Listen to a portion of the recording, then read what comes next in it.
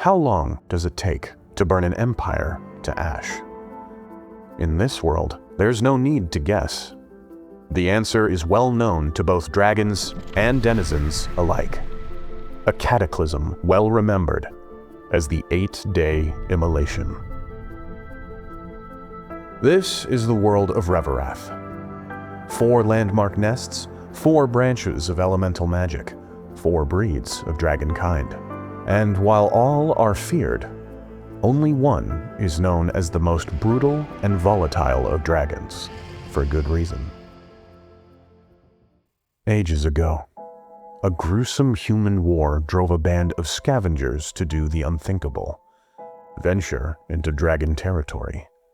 The Cinderlands encircle the oldest and largest dragon nest in all the world. But with little more than desperation as their guide, the scavengers trekked deeper, until hot savanna gave way to a sweltering tropical coast. Whatever it was they were after, food, freedom, some ancient relic to win the war, no one knows. All that's known is, inevitably, they were caught, interrogated, and devoured. At least, that's how the story goes. Familiar sort of tale in this world. Reverath is a treacherous home for those unfortunate enough to live near dragons. But what makes this encounter so remembered is what happened after. Enraged by the trespass, affronted by how far humans had blundered through their lands, the red dragons who found them spread their fury to their whole nest. Hundreds of titans, eager for blood, spilled from their fiery home. In 8 days, the puny human war on the other side of the continent was over. The entire kingdom from which the scavengers hailed was wiped from the map. Centuries of history and human culture burned and quaked to ash and rubble for 8 straight days. And that was only the attack. The fires spread long after. Great mountains of smoke darkened the skies and choked the land for years. And the world was never the same again. This is what it means to be a red dragon. What it means to live a life steeped in heat, brimstone, and the relentless pursuit of victory. If you were a red dragon, you'd bear sharp, angular features and the hardiest of scales. You'd be envied for your calculating intellect, indomitable spirit, and fierce sense of honor to your kin, who you'd know by their proper name, Molecore. Like the fire, brimstone, and tectonic might of your magic, your passion would ignite the way for whatever drives you forward, whether keen curiosity or feverish wrath. You'd hail from the tropics, where rings of jungle islands encircle your ancestral home, a colossal crater of molten rock, the hearth of the world, as your kin call it. Elsewhere, it is known and feared as the Red Nest. More than any other dragon, Molecore suffer an innate tug-of-war between the desire to serve themselves and the desire to be accepted into a nest, to be part of a whole.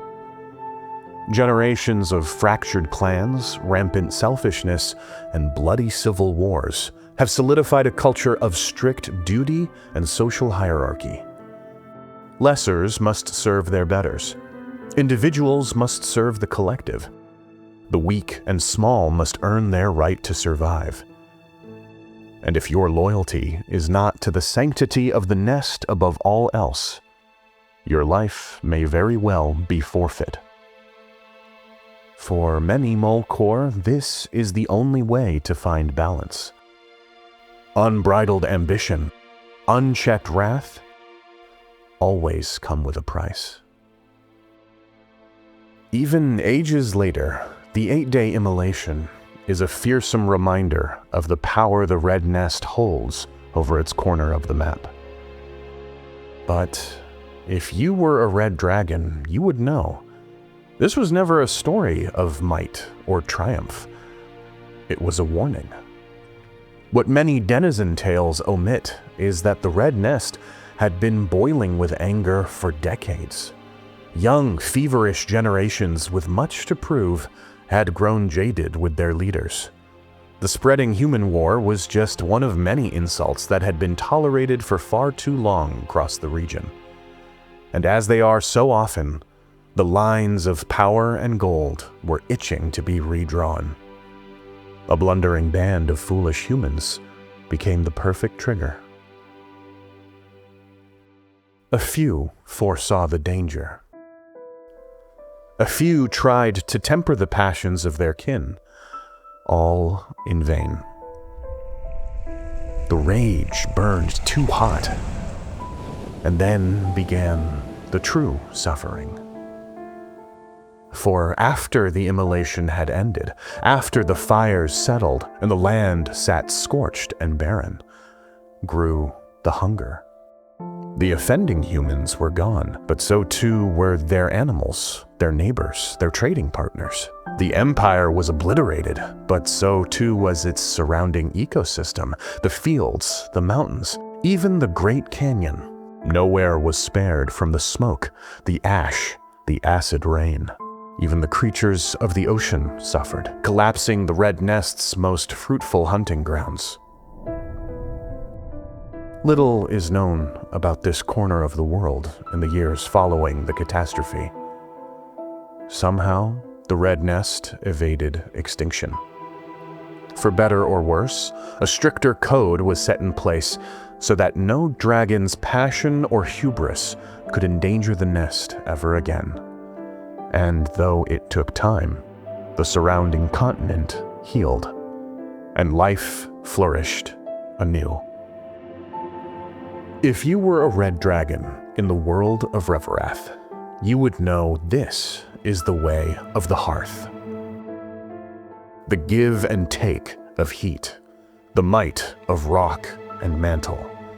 How comfort and safety can swell into utter devastation. Or, with the right control, the right mastery, the right balance, can cleanse the land for a more fertile home to take over. Your kin from the red nest know what it takes to shepherd this wildness well, and you will too. You will know its bounty and its pain, and above all, you will know what it takes to forge a home through fire. The only question is, can you keep it?